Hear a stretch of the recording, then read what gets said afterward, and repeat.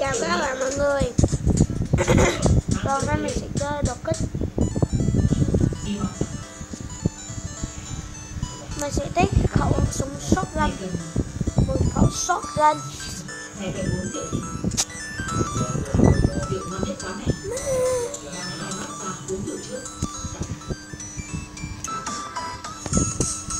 Đây, đó là khẩu Asthma. Khẩu Armor Sticker nha. Khẩu Armor Sticker Phonic.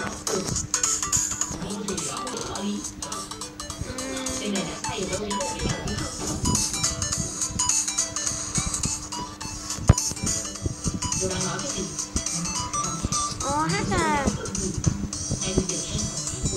Nào á. Hát à.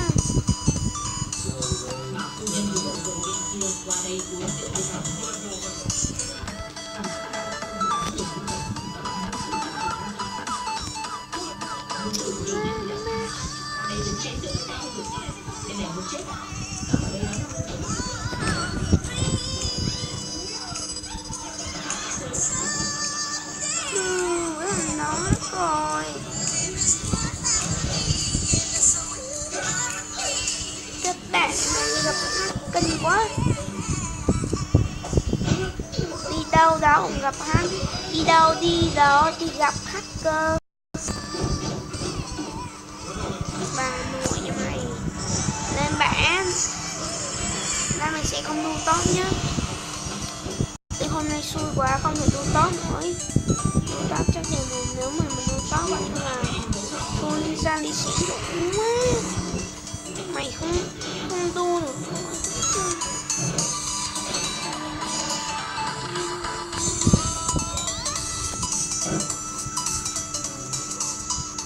Hãy chơi thành.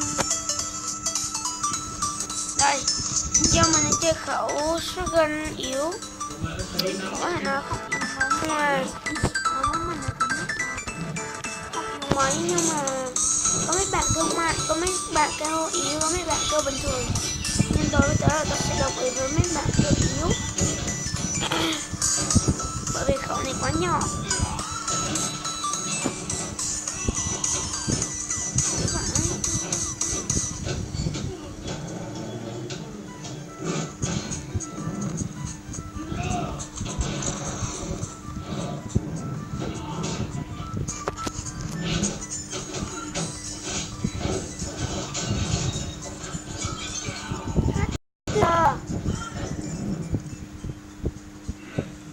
Nó không có tuổi.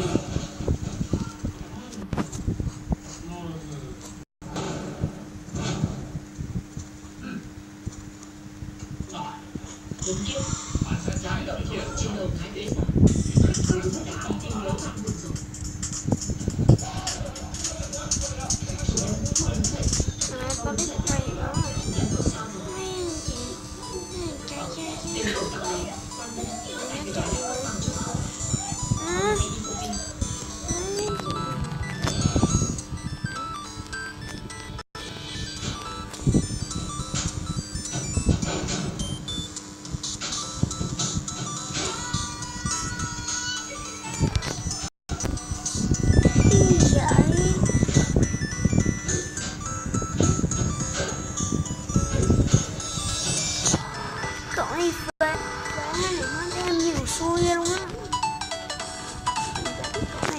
Nhưng mà mình vẫn phải cố gắng, bởi vì khẩu này xui rồi nên lấy ốp rất là khó, nên mình phải cố gắng để làm một clip cho mình xem. Nên khẩu này của nó không mạnh mấy đâu, nó chỉ mà tầm gần thôi các bạn.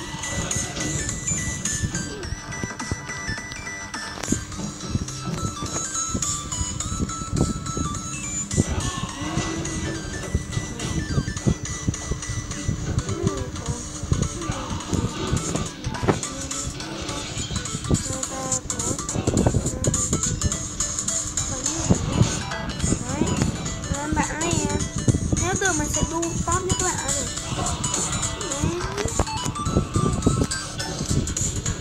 Mình thì đối với nó thì chỉ là những bạn thôi.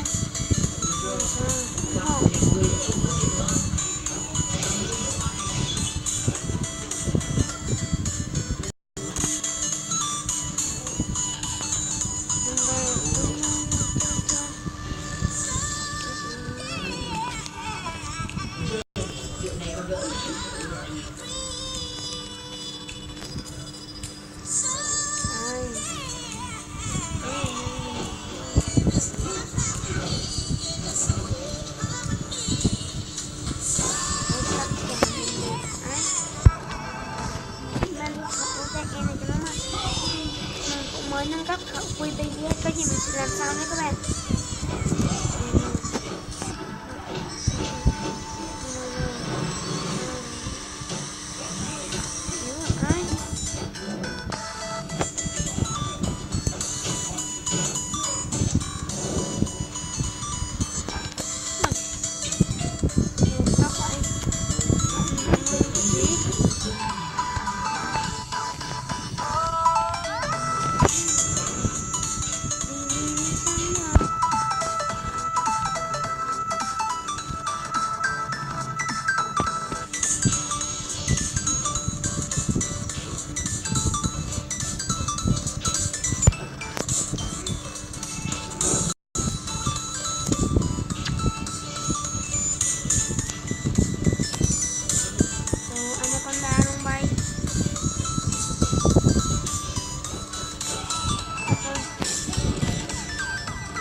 Sẽ bật cố gắng cho anh em xem thôi. Về mình không quan trọng về tài năng bắn, mình chỉ cần vài người like video hay hơn với channel mình. Các bạn nhớ like, subscribe, các bạn nhớ like, share và subscribe channel mình để có động lực làm video hay hơn nhất luôn. Nó hát thì bay, nó hát. Các mình nghĩ chữ đó hát hay là không hát. Đó thì 13 phân công nha.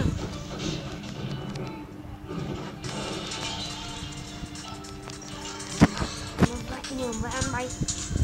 Không biết sao chơi con thi đừng bao giờ thú. Chứ con thi là đừng bao giờ thú thôi. Đừng bao giờ thôi. Đấy mất. Được, một mình anh sẽ hết.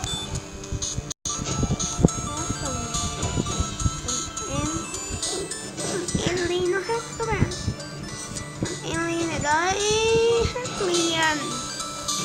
Nó lộ ra bỏ.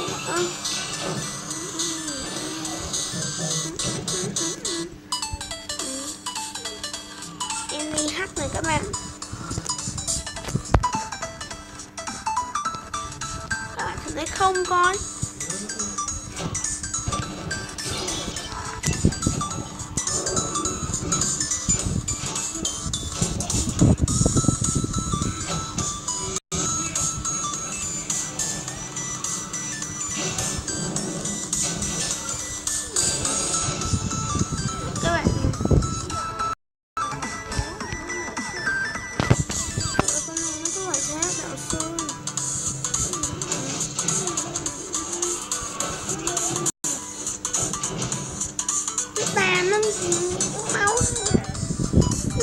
Nó màu giấy.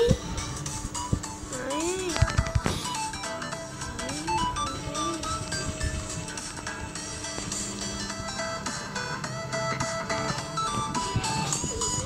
Thằng này chỉ có được cái màu giấy.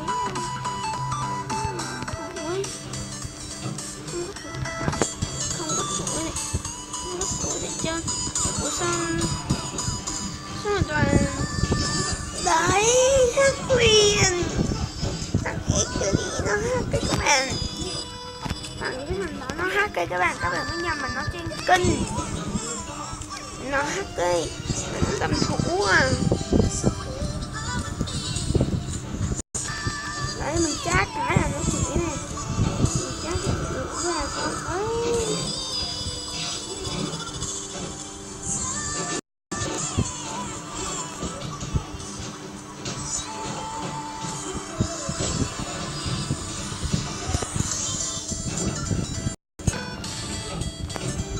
Nó chỉ còn là đúng phải như một con giò mà mình của nó xanh. Bây giờ mà thực là đúng giòn con kéo con nào các bạn.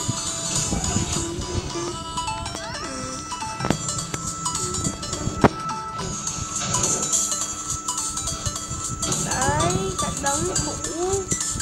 Đấy, giòn có đúng hai thằng. Hát kìa.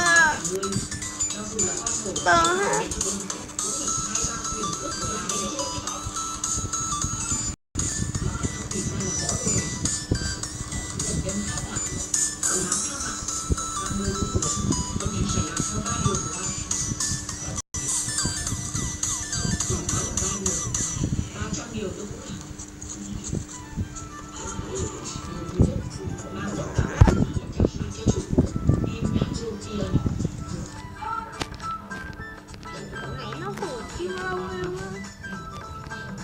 Thôi các bạn, bye bye các bạn. Và hôm nay mình xóa cái tin